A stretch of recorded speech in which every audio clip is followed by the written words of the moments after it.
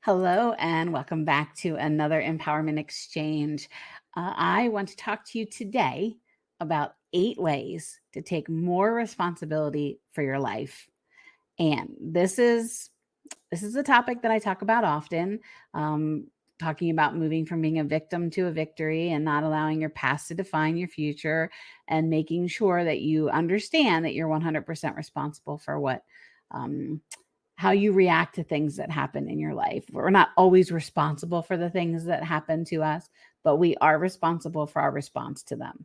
So I want to just share this with you because as I work with women and coaching them as they move through transformation in their own life, there are areas like this that we touch on a lot.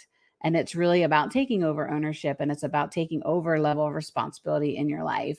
And I want to ask you, do you take enough responsibility in your own life? Those that don't often have very challenging lives because there are so many things in life that it's almost like these forces that are working against you. But I want to just challenge you that you have to actively participate in your life. You can't blame it, can't play the blame game. That only works for a little bit of time in your life until people catch on to that. Let me just tell you. Um, so making sure that you are taking responsibility in your life is very, very, very important. Blaming others, relying on luck, playing the victim, or hoping that randomness will be in your favor is a loser's game. Your destiny is under your control, but really only if you exercise that control and if you take responsibility in your life. So I want to share with you 8 strategies that are very helpful. Maybe incorporate all of them, maybe incorporate one or two, but I want you just to look at your life right now and what's going on. And what about it do you like? What about it do you not like? And we're going to talk about having the control and stepping into fixing it.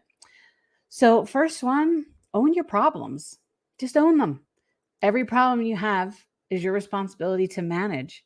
Whether you've had terrible parents, how many times have we all heard stories or have seen it where people have blamed how they were raised, which in some cases, and in a lot of cases, how the environment in which we grow in and the environment in which we are raised in does have a huge impact on who we become as people.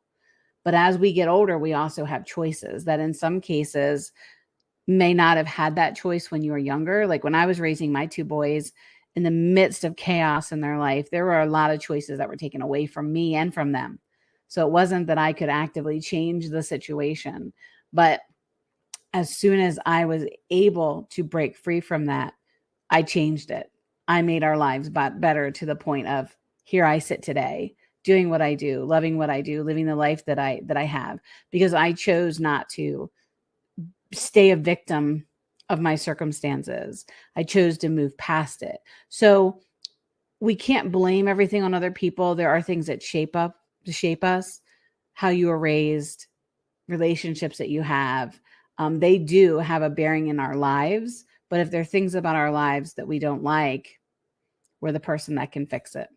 So maybe you have just you had a really crappy childhood.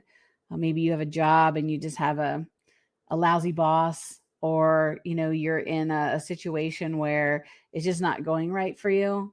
um, you have to own our problems. You have to own your problems and stop waiting essentially for somebody else to come and fix it.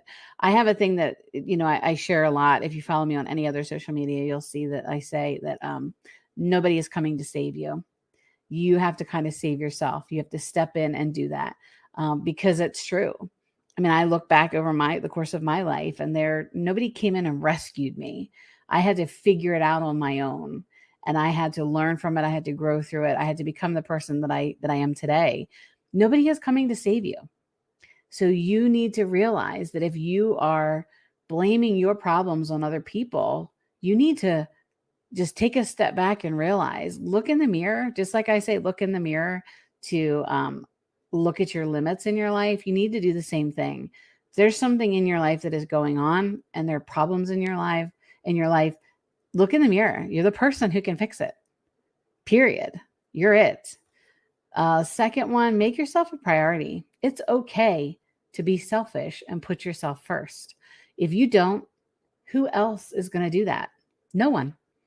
We just talked about how nobody's coming to save you. So you need to prioritize yourself. You need to spend time, you know, and doing the things in your life that you want, not what other people think you should do. And if you're stuck in that right now, in that loop of I'm living my life for other people, we really need to connect, because I've been in that loop. I've been in that loop on and off throughout my adult life. So you need to make sure you are setting yourself as a priority in your life. You and your life are so important, and they should be important to you. And if you don't make yourself the number one priority, or in the top 3 priorities, then your life is really going to reflect that. And avoid complaining. How many of us have people in our life who every time you talk to them, you almost don't want to ask them how things are going, because you know what's going to follow. It's going to be complaining, right?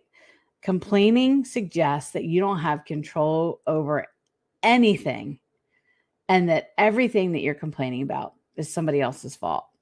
If you can't fix the things that are bothering you, then why complain about them? If you can't fix them, then why complain about them? If you can't change the circumstances, or change what has happened, or change the situation, why complain? But if you can fix them, then fix them, but fix it without whining. And I know I may be sounding a little direct today. I always blame it on the Philly in me, but it's true. And I think that one of the things that, it's I don't know if it's a gift, or if it's just a part of my personality, or how I was raised. I am a very direct person, but I'm direct, and I come from a place of love, and I come from a place of wanting my clients to be successful, the people in my life to be successful. But I am direct, and I appreciate people who are direct with me.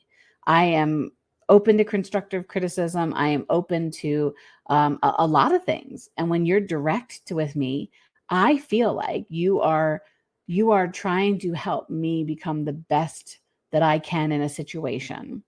And, my husband and I, we talk about everything. We talk about our businesses. We talk about everything. And we have a safe place obviously with each other, that constructive criticism is welcome. And, we learn from each other. And I have some very close friends that we are committed to being honest with one another.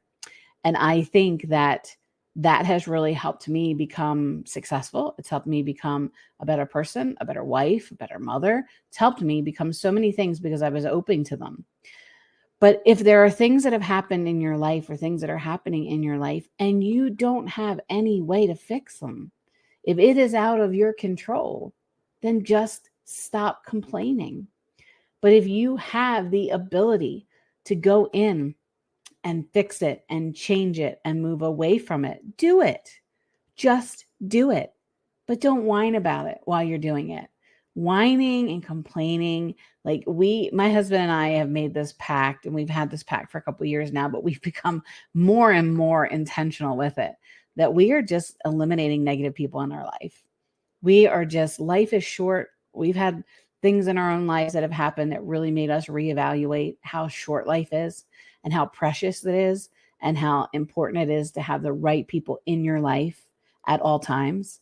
And we have made it a conscious effort to not have people around us or in our circle who complain about their circumstances, who complain about other people, who blame everybody else, who never let you get a word in edgewise, and you're trying to have a conversation and they're just constantly like, we have decided we are not doing that any longer.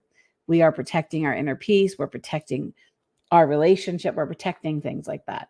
And you'll find, I don't know, maybe you're somebody that I recently had a conversation with someone who her circle has gotten smaller and smaller and smaller and smaller, and she's blaming everybody else. And I said, have you looked inside?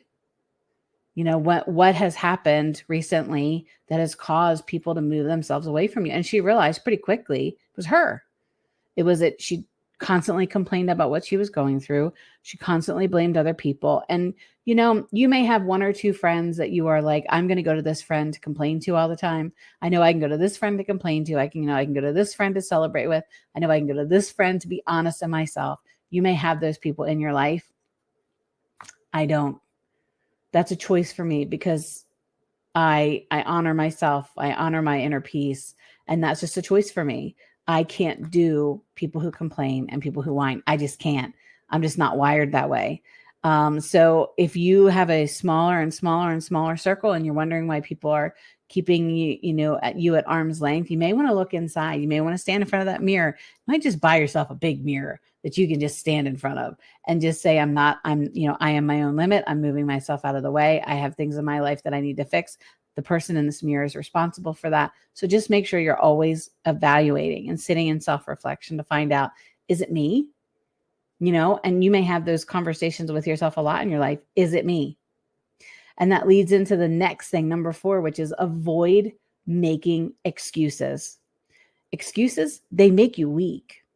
There are people that look for excuses so that they can let themselves off the hook and take a passive position. Forget about making excuses and look for solutions. Excuses undermine your power over your life.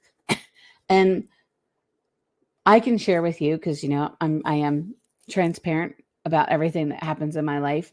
So if you've been following me, you know that I'm recovering from Guillain-Barré syndrome and going from not having the ability to walk to slowly having to relearn how to do that. I've really struggled a lot with balance, to the point where if I go to bend over to pick up something off of the floor or something, my balance is just off. And it's gotten better, but this one of the things about this syndrome is that you'll have days where it's awesome, and then you'll have days where you're like, you feel like I feel like I did when it first happened, and it gets very scary. But there's been a period of time as I was first coming out of it, because it was so out of the norm for me. It was so out of my comfort zone. I made a lot of excuses. I made excuses for, not being able to walk up the steps. I'm like, listen, I can't, like, walking up the steps and I don't have feeling in my heels. So, like, imagine feeling like if you step backwards, there's nothing that's going to stop you, even though your healer is there. I don't have that feeling. So walking up the steps, or walking up a hill or walking up, really mentally freaks me out. Like it did for a long time, more than it does now. But I was making a ton of excuses. I was making it because I was afraid of something happening and then making me look a fool. Where if I would have just made the excuse and said, hey, listen, I'm still learning my legs, and I still am almost 3 years out. There are days that my legs are really good. And there are days where it's like, oh my gosh, am I going backwards? Like, it's scary. But I learned I was making excuses because I was afraid of, well, what if I challenged myself to do this and it was successful? What if I did that? So I stopped making excuses. I stopped. Like, if I genuinely cannot, because my legs are not working that day, I just straight up, like, I tried it earlier. Today's not a good day for that. Or if I go to, we have a gym set up in our house. If I go to work out with my husband and I feel uneasy, I just straight up tell him, I'm like, hey, listen, I can't do this. I can do this. Like, I try not to make any more excuses, because I don't want to be perceived as weak. And I also don't want to limit my recovery because I'm making excuses, because I'm afraid to it's too scary to go forward. I suffered a lot with that when I was learning to walk again. I'm like, don't leave me. Don't let go of me. Don't let, it was just really weird. So I'm sharing that because I think it's important to understand, like, I've recently had issues in my life where I've made excuses for them.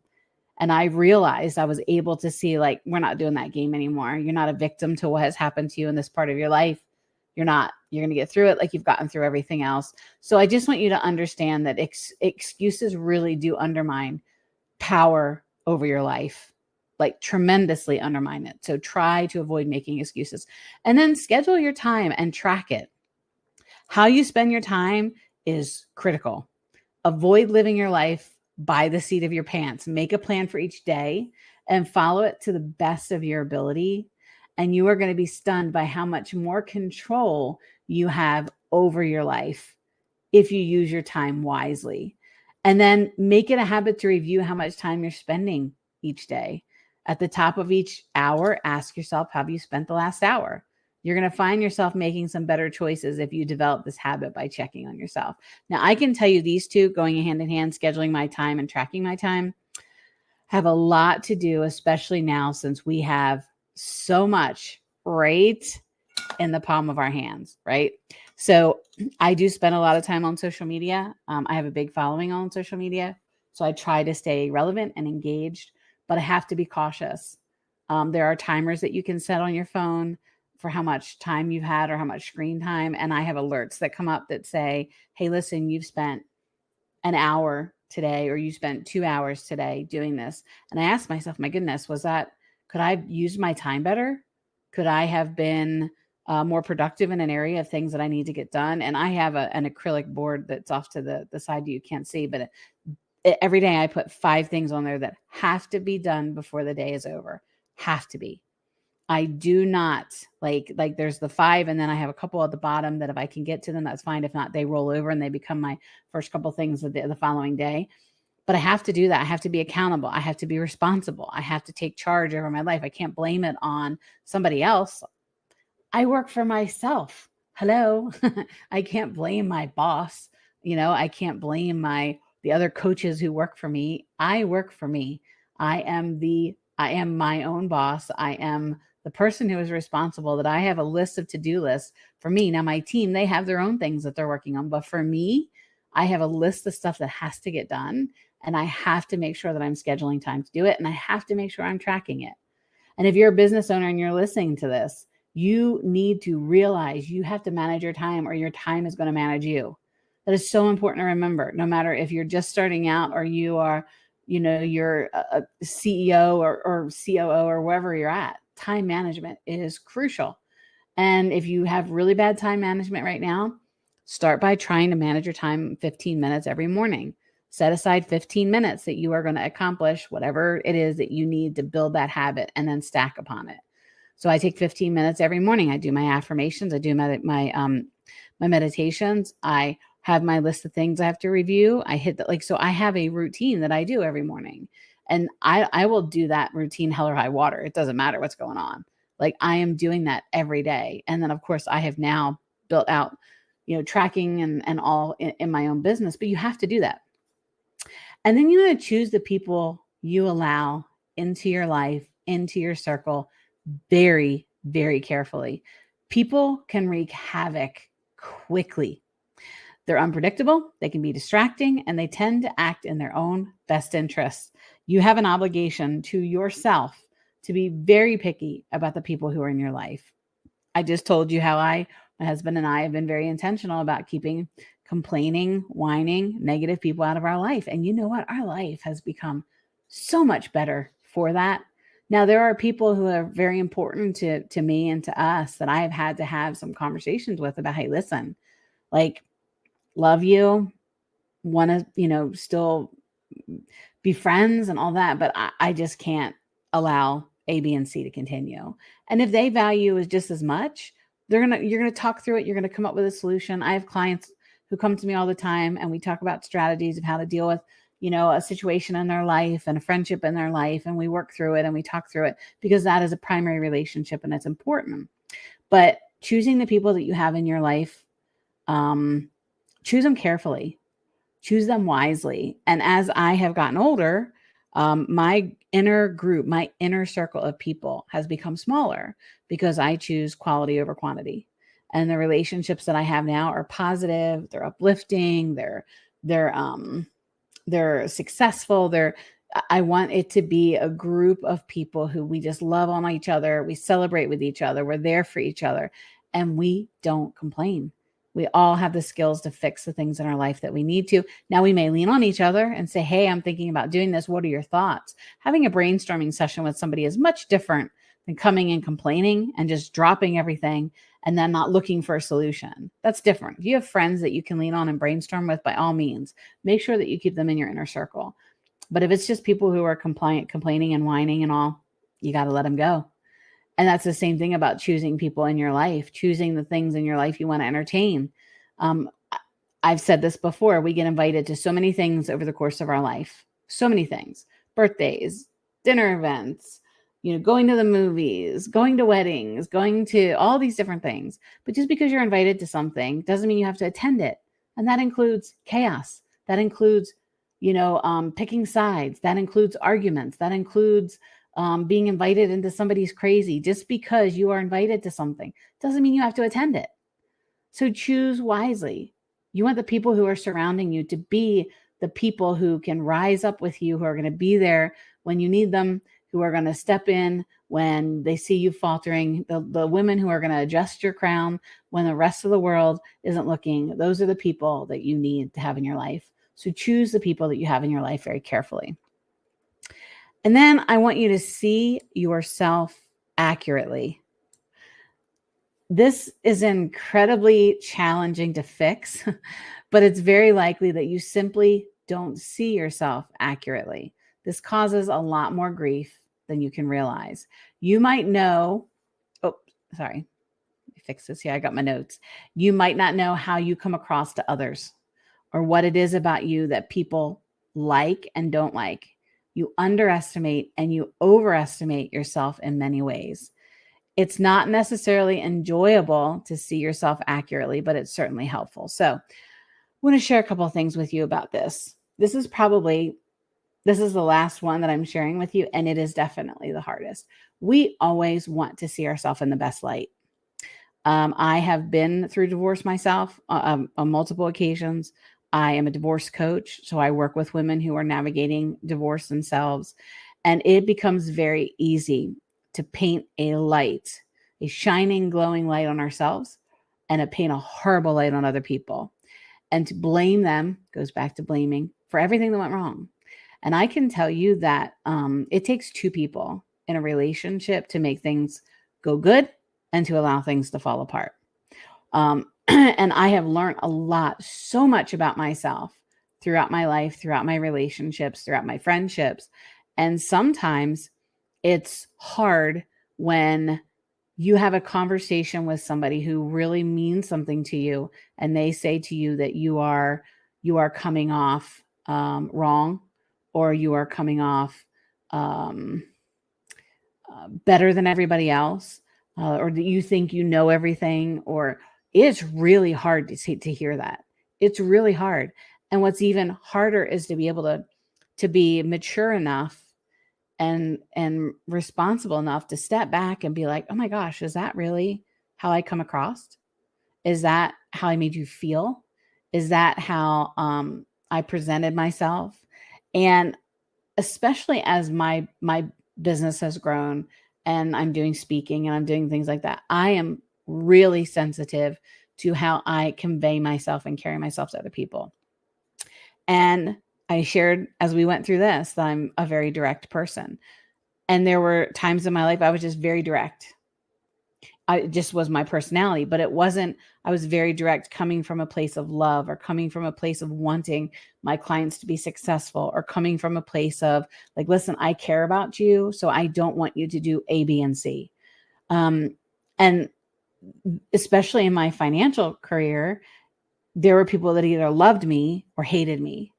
And it was because I knew what I was doing. So that was very threatening.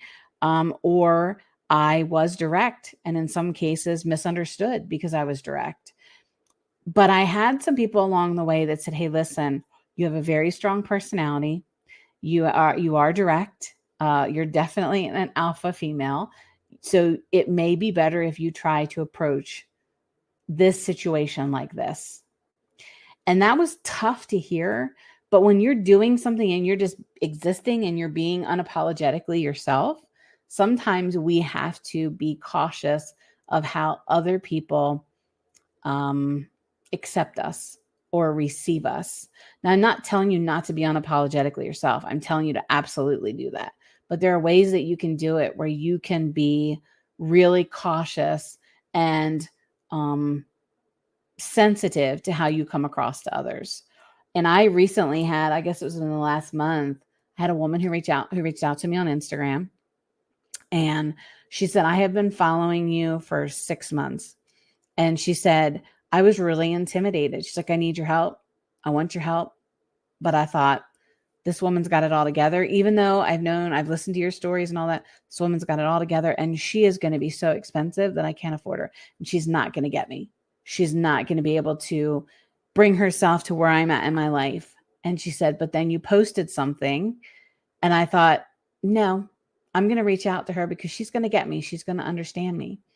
And we connected. She became a client, and we have built an incredible relationship. But she told me at the very beginning that she was intimidated because of of my, I guess, my success, or my visibility. She was intimidated, but she made the decision not to allow that to prevent her from getting the help that she needed in her own life.